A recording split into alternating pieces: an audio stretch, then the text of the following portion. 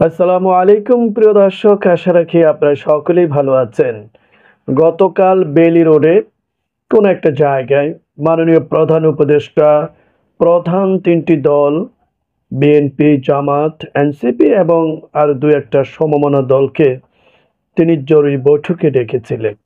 উদ্দেশ্য একটাই, নির্বাচন নিয়ে আলোচনা। তো সেখান থেকে বের হওয়ার পর বিএনপির পক্ষ থেকে যিনি প্রতিনিধিত্ব করেছিলেন জনাব সালাউদ্দিন আহমেদ, তিনি বলেছেন যে যুক্তি দিয়ে বুঝিয়েছেন যে ডিসেম্বরের মধ্যে নির্বাচন হওয়া অত্যন্ত যুক্তিসঙ্গত এবং এর থেকে একটি দিনও অতিক্রম করার মতো কোনো যুক্তি নেই। তিনি তার প্রতিনিধিত্বের মাধ্যমে প্রধান উপদেষ্টা মণ্ডলীদের বুঝাতে সক্ষম হয়েছেন এবং তিনি বলেছেন আগের চেয়ে বর্তমান প্রধান উপদেষ্টা অত্যন্ত আন্তরিকতা দেখিয়েছেন। অন্যদিকে আবার জামাত ইসলামের পক্ষ থেকে যিনি প্রতিনিধিত্ব করেছেন জামাত ইসলামের নায়েবে আমির ডক্টর সৈয়দ আবদুল্লাহ মোহাম্মদ তাহের, যিনি তাহের হুজুর নামেই পরিচিত, তিনি বলেছেন যে নির্বাচন যদি জানুয়ারি থেকে এপ্রিলের মধ্যে হয় তাহলেও তাদের কোনো আপত্তি নেই, তারা নির্বাচন নিয়ে বড় কোনো ধরনের চাপ সৃষ্টি করবে না, তবে ডিসেম্বরের মধ্যে হলেও তাদের কোনো আপত্তি নেই। এদিকে এনসিপির পক্ষ থেকে বড় কোনো জোরালো কণ্ঠস্বর বা দাবি আমরা শুনতে পাইনি। যেহেতু প্রধান দুটি দল বিএনপি এবং জামাত ইসলাম, তারা দুই দলের দুই প্রতিনিধিত্বের কাছ থেকে আমরা দুই ধরনের মতামত আমরা শুনতে পেয়েছি। এখন রাজনৈতিক সমর্থক যারা রয়েছেন তারা অবশ্যই দ্বিধান্বিত এবং তারা চিন্তা করছেন যে আসলে কোনটা হওয়া সবচেয়ে বেশি গুরুত্বপূর্ণ।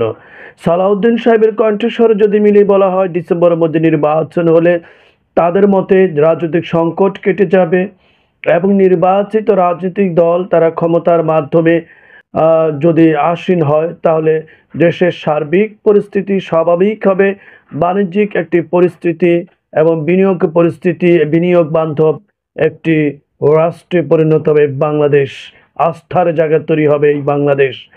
এখন জামাত ইসলামের পক্ষ থেকে এই ধরনের কোনো চাপ নেই, তারা আসলে অন্তর্বর্তীকালীন সরকারকে আন্তরিকভাবে সহযোগিতা করছে। এখন প্রশ্ন হলো এই দুই দলের মধ্যে বিশ্বাসে কোনো ঘাটতি আছে কিনা। আমার মনে হচ্ছে জামাত ইসলামের পক্ষ থেকে বর্তমান অন্তর্বর্তীকালীন সরকারের প্রতি কোনো ধরনের সন্দেহ নেই, বিএনপির পক্ষ থেকে সন্দেহ রয়েছে এবং তাদের কথাবার্তা বাচনভঙ্গি প্রত্যেকটি জায়গায় আমরা সেরকমই দেখতে পেয়েছি।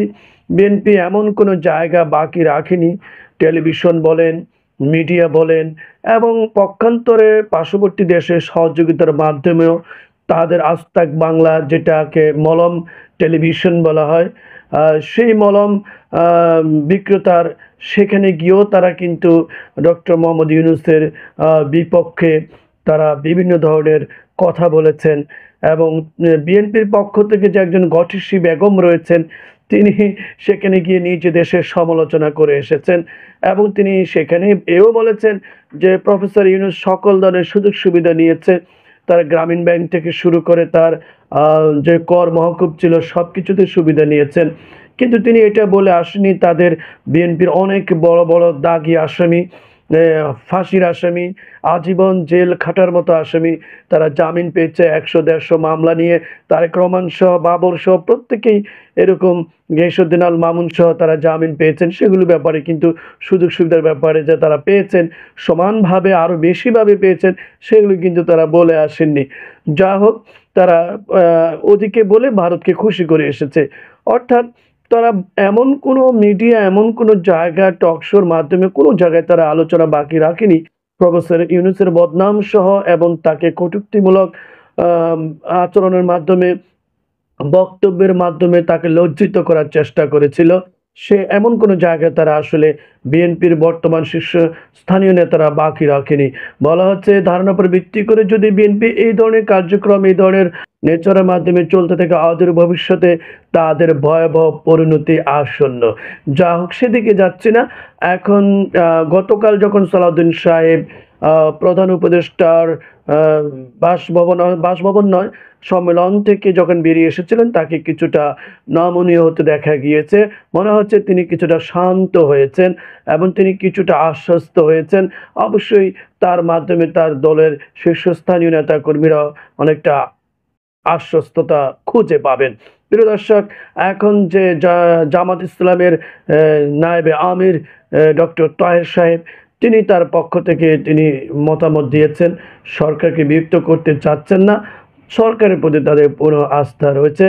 এটা আসলে বিশ্বাসের জায়গা এবং রাজনৈতিক পর্যায়ে যদি আমরা বিবেচনা করে থাকি, তাহলে এই দুই দলের মধ্যে আস্থার জায়গাটা যে ঘাটতি রয়েছে সেটা কিন্তু আমরা সুস্পষ্টভাবে দেখতে পেয়েছি।